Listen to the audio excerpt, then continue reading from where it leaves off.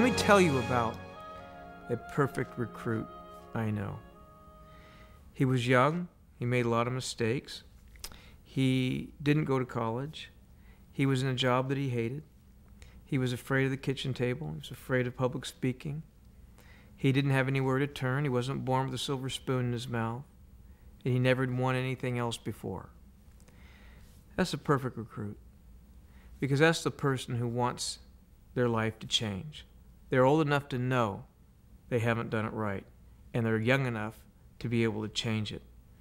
You see, the perfect recruit is not the guy with all the talent. It's not the guy that can talk great. It's not necessarily the person with the long, wonderful education.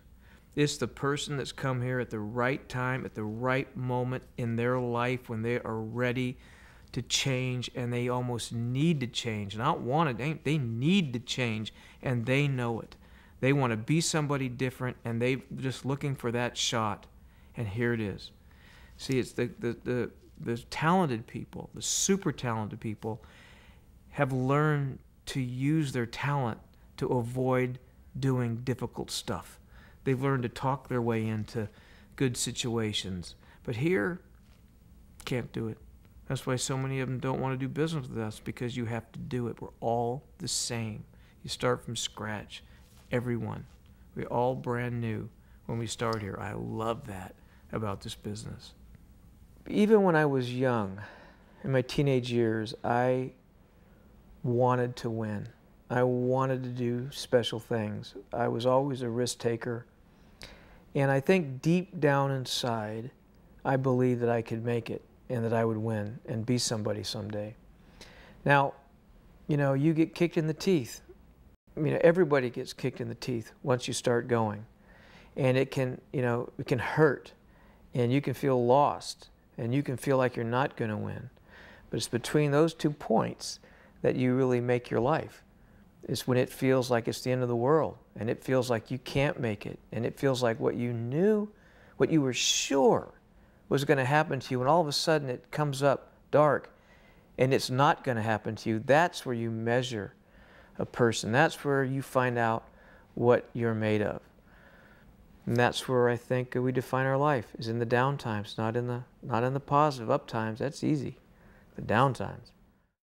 When Primerica came along, I knew that I could no longer coddle and give a place for things I was afraid of. If I was afraid to speak in public, I was not going to be able to live that way. I had to deal with things I was afraid of, or I would never be successful in Primerica. So I began to take those steps to do that. And what I've learned over the years, in my observations, is just about everybody you talk to is afraid. And we do terrific jobs of covering up, of rationalizing it, of making it sound like we're not, but we are. And if you can help people overcome their fears, whether it's sitting at the kitchen table, speaking in public, asking for a check to do the close, asking them, whatever those things are, telling your friends and neighbors that you're going to win, that you intend to win, laying your neck on the line, whatever it is, if you begin to deal with those fears, your life just begins to open up. But you have to deal with those. There's no way out of that. Nobody that loves you would advise you to quit your job that took you forever to get in the first place and do your own thing in an unproven company, and will go to work on commission when you have no money in the bank. People that love you don't say those things. They say things like, well, why don't you work part-time and save up your money? But that's not the way it works. Most of these great decisions in one's life are made alone. And I made that one alone. I heard Art speak for the first time. He inspired me in places I didn't know I could be inspired. I knew it was my moment. I had to go full-time, because who's going to follow some part-time person that just wants to make some extra money? I knew I had to do that. I was very afraid. I had no money, but I did. I walked up to my hotel room, and I paced around that desk and picked up that phone and called my boss and quit my job. And you would think that as soon as I hung up that phone, the pressure would go on. Just the opposite. It came somewhere from the inside of me. It was like a giddy kid. It's like I leapt up in the air. I was free. I felt free, and I felt like a ton of weight came off my shoulders. Even though I had no idea where I was going to make any money. I only made a couple of sales since I've been in the company. I think both of them lapsed and my one recruit quit. But I went home a different guy. Everybody else was talking and celebrating their success before it even started. And I was serious about winning. So things changed instantly right there. That was a defining moment for me. Do what I knew I needed to do without consulting everybody around me, because I knew it was my decision. Had I ever thought about quitting? Yes.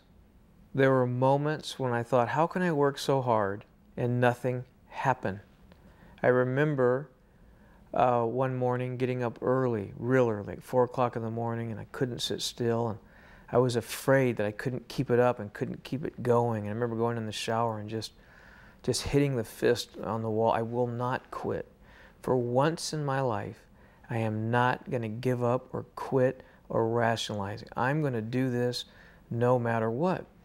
I remember having a meeting very early, getting everybody in our business together, which wasn't very many people. We're like 25 people, and we're going to have the big night this month. And I said, bring your family, friends, whoever it is, we're going to have our big meeting. Well, we got there that night, nobody new showed up. And I remember feeling like, those feelings that start coming over you, like you're just a loser, it's not going to work for you. And there was another time that I said, I will not quit, I will not give up, I will not rationalize. And I remember, as my own teammates would look at me then, waiting for me to give up, to let them off the hook, to say to them, we can be average and ordinary, don't worry about it. And I didn't do that. And I consider those two moments, even though they happened in an instant, two of the most important moments of my entire career. I chose to go the right direction emotionally and mentally for once in my life. And it paid off, obviously, enormously. Rejection is something that you're going to get when you're in primary. You're going to get rejected when you're trying to recruit someone. You're going to get rejected when you've done the greatest presentation in the world and you can't understand why anybody would ever say no. And sometimes they're going to say no, and it's going to sting and hurt. And if you only do a few deals, then you start thinking that being rejected is kind of the norm. But it is not the norm. It happens mainly when you're first starting. It happens mainly when you don't have the confidence. And a great many of our people leave or fade away out of the business because they can't stand that. They start believing that Primerica is a different business than it actually is. They see it through the wrong pair of glasses. They see it through the very beginnings and not what it turns out to be. And once a person in this company masters that kitchen table and feels comfortable in that process, then they can use everything we talk about to become, to build a great business. They're empowered. They have a weapon in their hand. They can sit down and they can do it. So people have to work through that. And one of the biggest reasons people leave is they have a incredibly simplistic, unrealistic concept of what it takes to build a business. They think they're going to go to the op meeting, run down the street to 3 or 4 people that they like and relatives, and those people are going to sign up right away and go out and be successful, and they're going to be rich. Well, it's ridiculous, but that's what people think. So when they realize, oh my gosh, you got to kind of like work at this hard, they're gone. Because see, everybody wants to be rich, but not many people are willing to pay the price. I think most people are very apprehensive about sitting at the kitchen table, and they're very nervous about it and worried about it and don't know if they can do it. And frankly, I think they're scared of it. So we have a couple of ways of dealing with it here as a company and as a leader and as a person trying to build your business. One, you can train them. You can sit there, you can do classes, you can get all the schedule, you can show them, you can practice it in the classroom, you can go through all the stuff, read it, and I promise you it will do nothing except make them more afraid. Or you can get them in the field and sit down at the kitchen table as soon as you can and get them to overcome what they're afraid of. And once they begin to do that, you'll begin to see real growth in your organization and in your team. Let me tell you a story. You look at, the world has changed dramatically, obviously, in the last 5,000 years. But, 1,000 years ago or 500 years ago, if you were a man and a wife with 3 or 4 sons or whatever, and you wanted to expand your holdings and your territories, you went over the hill with your horses and your spears and your guns, and you hoped that you came back with more land than you started with. And Let's face it, imagine how frightful that must have been. Over and over again that happened. You were afraid. You wanted to grow. You had to do something really frightened you. But certain men, crossed the Rubicon and they did what they had to do and they grew. Well, what's the 20th century warrior do? How do we grow? In Primerica, you know what it is? The kitchen table. You master it. You learn it. You overcome your fear there. You go through it 25 or more times. If you make 25 sales at the kitchen table, you will have run into every kind of difficulty you're ever going to run in here. And if you plow through that, you come out with an incredible amount of confidence. And then, when you listen to all our talks and all our tapes and how to do the business, it begins to apply to you because it makes sense. But it doesn't apply to you when you're afraid of the kitchen table and don't go through it and don't know how to close because you have to hang back. You can't get it done. So that's what I feel. I feel like the kitchen table is your gauntlet. Do people think that there aren't dark times and struggles in everybody's life and other endeavors? That's not going to go away. Except in here, you have something wonderful to show for it. Look what you have. You have tremendous friends. I mean, I don't know how you make better friends in Primerica. They're real and honest and based on good things. So you have friendship. You typically will make so much more money than you would normally make in the regular world doing a comparable position. So your lifestyle for most people is so much better than they ever thought once they plow through and become RVPs. They live great. The world opens up to them. They get to travel, go places. I mean, look at Primerica. I've been to Hawaii so many times I can't count them, all on Primerica. So you have that. You have a sense of accomplishment, a real sense of accomplishment when it's over, that I built something and I built people and I helped them. It's a good thing that I did. And you own the business. You build it big enough, you own it. Something happens to you, you receive the income, your children receive the income, and it will go on for years and years. So there's plenty of good reasons to get involved here. You see, I got involved in this business to be my own boss and do my own thing. That's what I heard. That's what I heard when Art talked to us. That's what I hear in every op meeting. You can be your own boss, do your own thing, call your own shots. But a lot of people really don't think that. It's like, I can be my boss, I'll be your boss, I'll call the shots. You are now in my base shop. You see, well, I didn't join the business to do that, and I don't think most people do. So we bring a lot of people in this business who try to take the fundamental leadership methods of Merrill Lynch and every other sales organization and then apply them to Primerica. It's a big mistake. I mean, yes, you can get sales just like they do. You can make things happen. But I didn't come here to get sales. I came here to watch the lives of people explode and grow. And in case people haven't noticed, we pay 6 generations of overrides. That is because the company's trying to tell you they would like you to override RVPs and create RVPs and make it happen. So I just feel that I came here to be my own boss, and so did you. And so I help facilitate that for you, not by being your boss and getting my little pad out and making a checklist of whether you went out and did something today or last night, but because I want to inspire you to do it for you and your family. And in the ancillary, good part of that is I get something for doing that. People want to manage. They want to. Leaders got to try to resist that. For me to run a good business, I really don't need to know exactly how to do the perfect FNA and the perfect close and the perfect. I don't need to know it. If I'm inspiring, you're going to learn it and you're going to figure it out. Other people are going to begin to do it because that's our natural inclination, is to manage, organize. That's not what builders do. That's what managers do.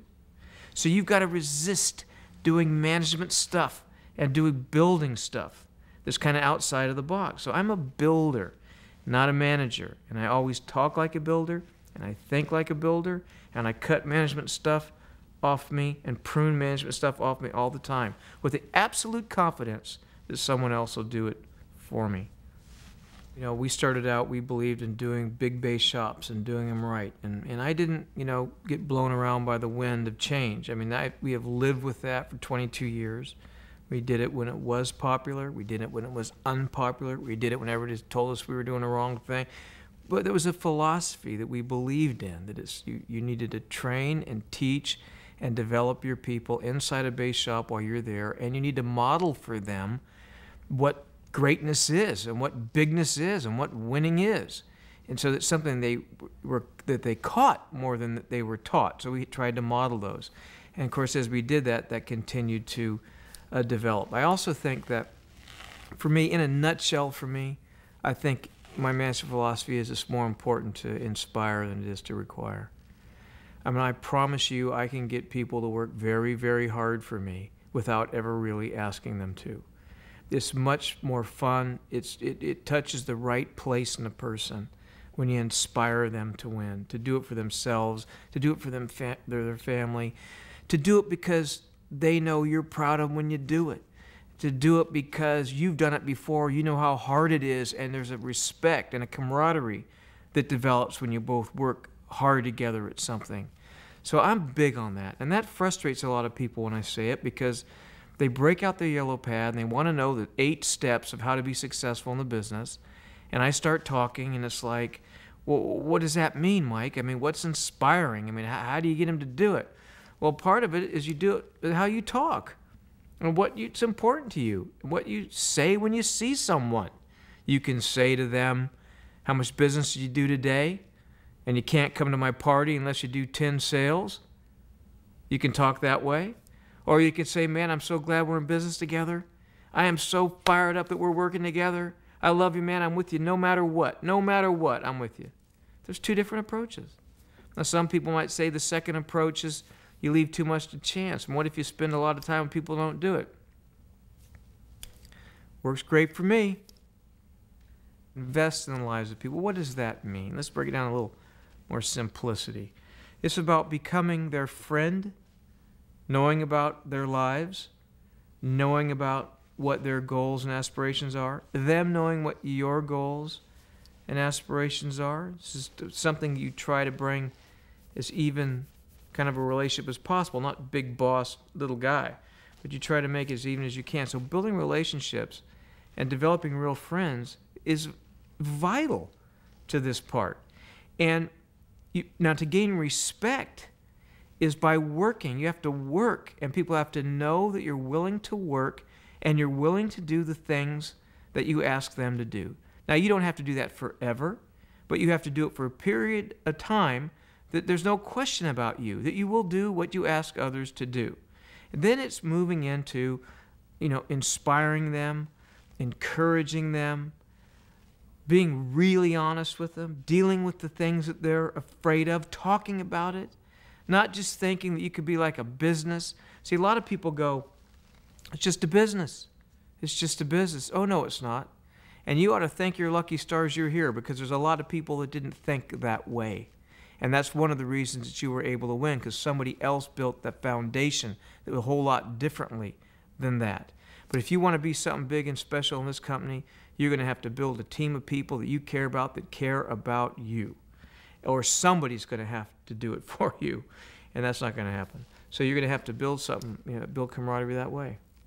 Recognition is huge. But recognition is not just, it's not a plaque. There's so much more to recognition than that. It's knowing the names of their kids. It's getting up out of your desk when they walk out of a room and patting them on the back. It's telling people in front of them that you're so proud to have them on the team. It's calling them up at night and saying, you were born to do this business and I'm with you. It's so much more than the plaque. Now, we've watered down recognition. When you start recognizing a person for doing a mediocre job just because you want them to feel good, it's a mistake, and I don't do it. I work very hard at keeping our recognition levels up high. When you get recognized, I want you to feel like I am special, I did something special, I did something that wasn't average and ordinary, and that's why they're lifting me up here and giving me something wonderful. I don't want it to be run-of-the-mill. And when people feel that, they'll work hard for recognition. I like it. I mean, but again, if people ever been in my office, I only have a couple of plaques. They were the only ones that mattered. Those are the ones I worked at, and it was hard, it was special, and it was tough to get there, and very few people got there. That's the one I remember. It's not the one that somebody gave me just to be nice. I think partnership is vital. You can't, how many people do we know where one half of their partnership is excited about what we do and the other person is not? That's just not going to work. It's too hard to do this business. That being said, you know, there is no single way to have a partnership. I mean, some partnerships is a supportive wife that's raising 2 or 3 kids at home, who loves you and is rooting for you. They don't know a thing about the business. They just know you're excited and they want you to win, and that's A-OK. That's a fantastic partnership, all right?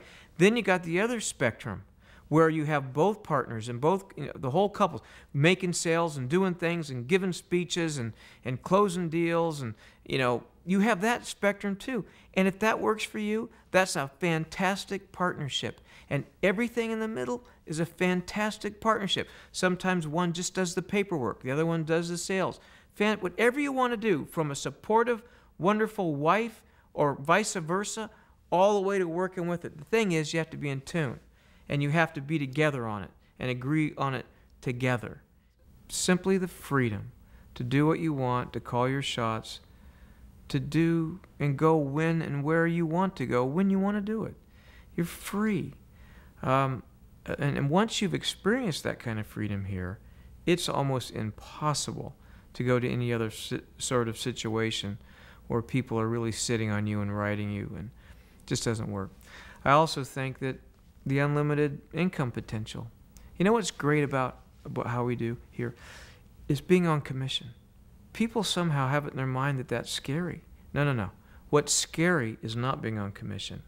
I call it guaranteed hopelessness. You know exactly the raise you're not going to get. You know all the money you're never going to get. You know what you can't buy, what you can't go, and you know the promotion you can't have. That's a foregone conclusion. So then you take the leftovers of what you've agreed to sell yourself for and try to divide that up into making to subside in life. In Primerica, you're on commission. You never know what's going to happen today. So every day is an exciting day. And I'm telling you, when you're here long enough, there's a number of exciting days that happen. There's not risky to be on commission. The only risk is that you won't work and you won't stay excited. But if you do, our system works, and it works for any and everybody that embraces it.